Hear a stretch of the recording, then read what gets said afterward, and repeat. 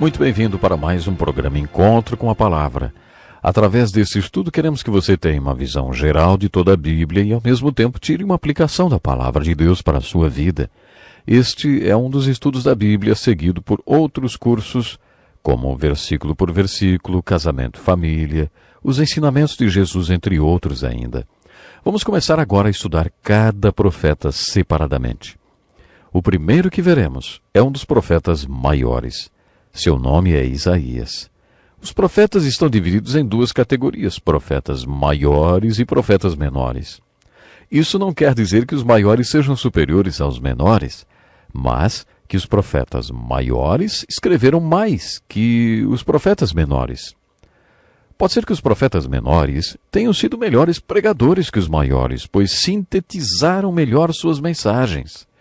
Quando pensamos em profetas maiores e menores, o profeta que encabeça a lista é o profeta maior, Isaías. Seu livro é o mais longo de todos os livros proféticos, com um total de 66 capítulos.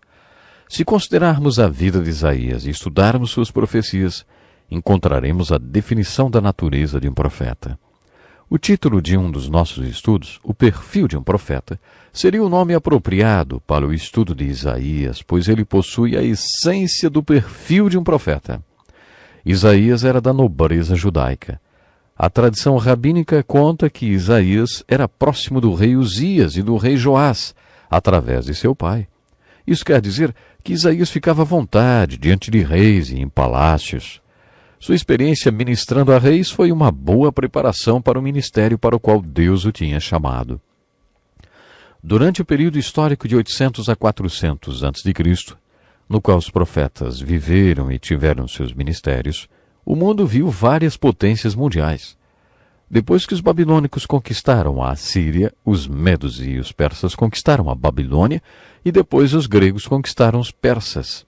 É importante saber que Isaías viveu durante o período em que os assírios dominavam o mundo. A capital da Síria era Nínive. Isaías viveu no período anterior à conquista da capital do Reino do Norte, Samaria, pela Assíria. As 10 tribos do norte, chamadas de Israel, foram levadas cativas. Elas são denominadas de as 10 tribos perdidas de Israel, porque nunca mais se ouviu falar delas. Grande parte da pregação de Isaías serviu como aviso sobre o julgamento de Deus, que viria sobre o Reino do Norte, na forma da invasão da Síria, por causa do seu pecado de idolatria. Depois que os assírios invadiram o Reino do Norte, conquistaram e exilaram as 10 tribos do norte de Israel, foram para o sul e invadiram o Reino do Sul. Eles conquistaram 46 cidades fortificadas em Judá. O exército assírio chegou até os portões de Jerusalém e levou 200.000 pessoas cativas para a Síria. Se os assírios tivessem conquistado Jerusalém, teriam levado tanto o Reino do Norte como o do Sul ao desaparecimento. No entanto, quando o exército assírio chegou aos portões de Jerusalém, Isaías teve seu momento de ouro como profeta. O reino do Sul, Judá, durante esse período tinha bom rei, chamado Ezequias. Ezequias era um homem de fé e um guerreiro de oração. Ele escreveu 10 salmos. E quando os assírios alcançaram os portões de Jerusalém, o general deles gritou insultos para os homens que guardavam a cidade. Esse general lembra Golias, que insultou o povo hebreu e que depois foi derrotado por Davi. Você se lembra o que Davi disse sobre Golias? Quem é esse filisteu incircunciso para desafiar os exércitos do Deus vivo? Quando esse general assírio gritou seus insultos, ele desafiou o povo de Judá para que se rendesse.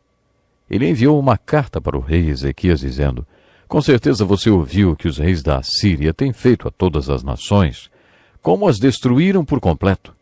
E você haveria de livrar-se? Acaso os deuses das nações que foram destruídas pelos meus antepassados as livraram? Ezequias recebeu a carta, subiu ao templo e a apresentou diante do Senhor. Enquanto Ezequias estava diante de Deus apresentando todos aqueles insultos e pedindo pela vida de seu povo, Isaías teve uma revelação. Isaías foi até o templo e disse a Ezequias que o livramento chegaria, porque o Senhor havia ouvido sua oração. Ele disse que o exército assírio mandaria uma mensagem dizendo que eles deveriam voltar para casa e o general levaria suas tropas. E quando o general chegasse na Síria, seria morto. Naquela noite, 185 mil soldados morreram no acampamento assírio por causa de uma praga. Na manhã seguinte, quando viram todos aqueles corpos, o resto do exército empacotou todo o seu equipamento e voltou para casa. Quando eles chegaram na Síria, a profecia de Isaías se cumpriu plenamente, e o general assírio foi assassinado por 2 de seus filhos. Você lembra que eu disse que esse foi o momento de ouro de Isaías? Humanamente falando, poderíamos dizer que se não fosse a influência de Isaías, além do reino do norte, o reino do sul também teria sido extinto. Isaías tinha um ministério dinâmico que fez o exército assírio dar meia volta e voltar para casa, e com isso salvou o reino do sul de Judá. Isaías viveu 100 anos antes que a Babilônia conquistasse a Síria e viesse a ser uma potência mundial e conquistasse e levasse Judá cativo. Isaías nos deu um grande exemplo na Bíblia sobre o ministério de profecias. Isaías previu o fato de que a Babilônia conquistaria a Síria e depois o reino do sul e o levaria cativo 150 anos antes que isso acontecesse. Ele também profetizou o retorno do cativeiro babilônico. Mas tendo vivido 150 anos antes, Isaías profetizou que a Pérsia conquistaria a Babilônia. Ele até chamou o imperador conquistador persa de Ciro o Grande.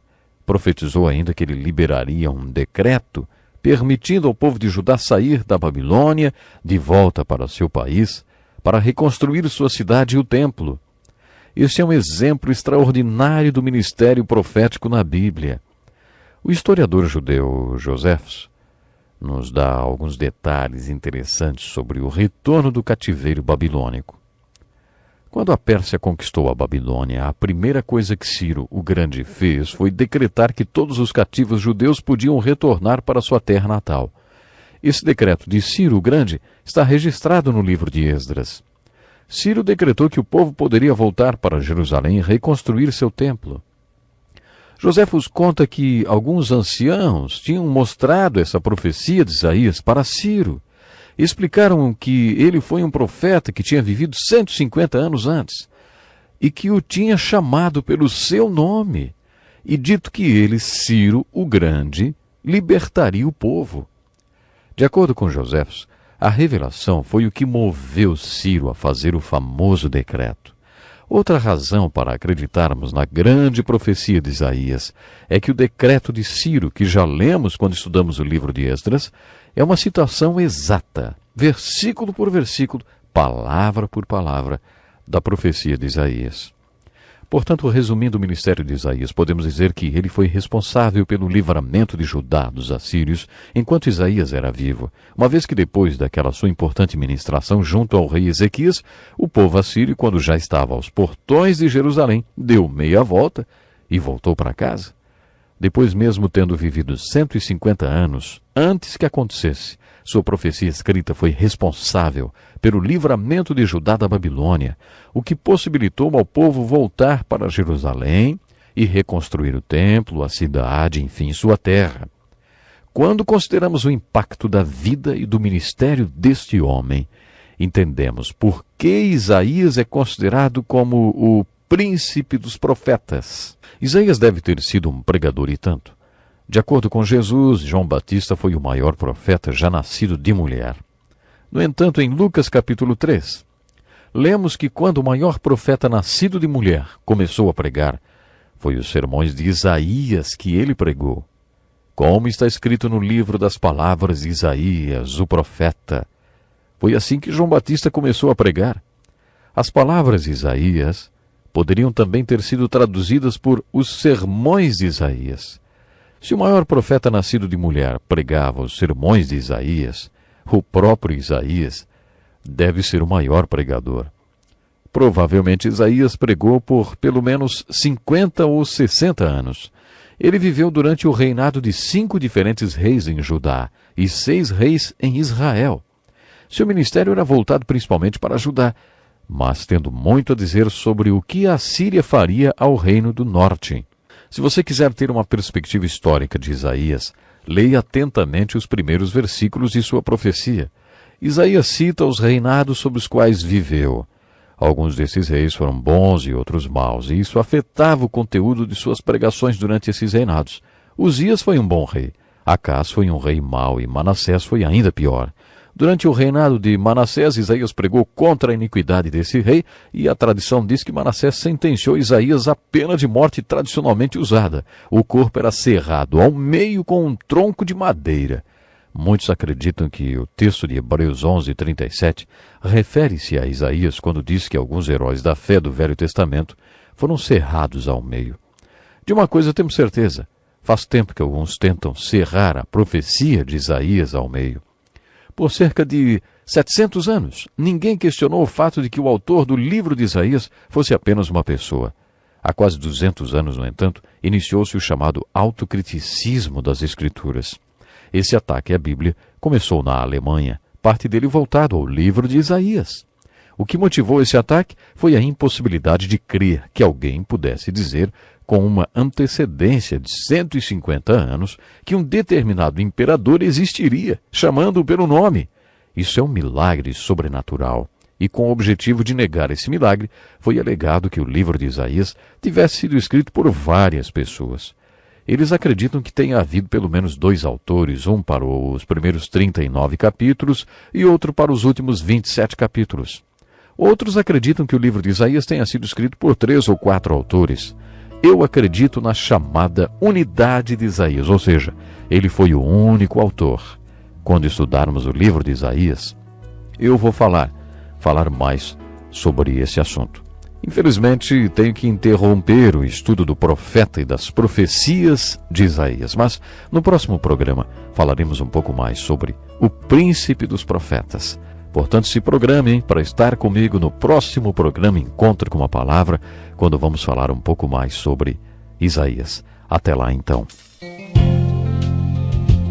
Este é um estudo escrito pelo Dr. Dick Woodward, na voz do pastor Edson Bruno.